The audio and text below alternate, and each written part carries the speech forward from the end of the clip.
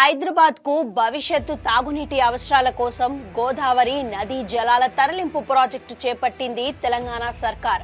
ఈ ప్రాజెక్టుకు రేవంత్ సర్కార్ శంకుస్థాపన చేశారు. ఈ ప్రాజెక్టుపై సర్వత్రా ప్రశంసలు వస్తున్న వేళ కేటీఆర్ మాట్లాడిన తీరుపై సొంత పార్టీలోనే విమర్శలు వస్తున్నాయి.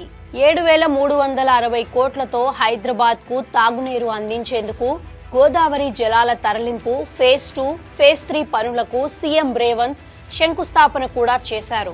ఈ ప్రాజెక్టులో భాగంగా ఎల్లంపల్లి శ్రీపాదనగర్ నుంచి 20 టీఎంసీల నీటిని తరలిస్తారు. అందులో 17.5 టీఎంసీలు హైదరాబాద్ తాగునీటి అవసరాలకు, 2.5 టీఎంసీలు మూసీ నది పునర్జీవానికి వినియోగించనున్నారు.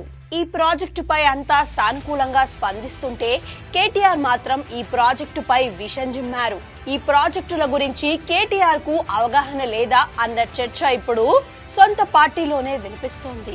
గతంలో ప్రాజెక్టులపై చర్చించేందుకు కేసీఆర్ ను అసెంబ్లీకి రావాలని సీఎం రేవంత్ ఆహ్వానించినా కేసీఆర్ అసెంబ్లీకి రాలేదు. కేటీఆర్ అసెంబ్లీకి వచ్చినా ప్రాజెక్టులపై నోరెత్తలేదు. హరీష్ మాత్రమే ప్రాజెక్టులపై మాట్లాడేవారు. కానీ తాజాగా కేటీఆర్ గోదావరి జలాల తరలింపు ప్రాజెక్టును వ్యతిరేకించారు. తాము కట్టిన ప్రాజెక్టు నుంచి తీసుకెళ్తున్నారని వ్యాఖ్యానించారు కూడా.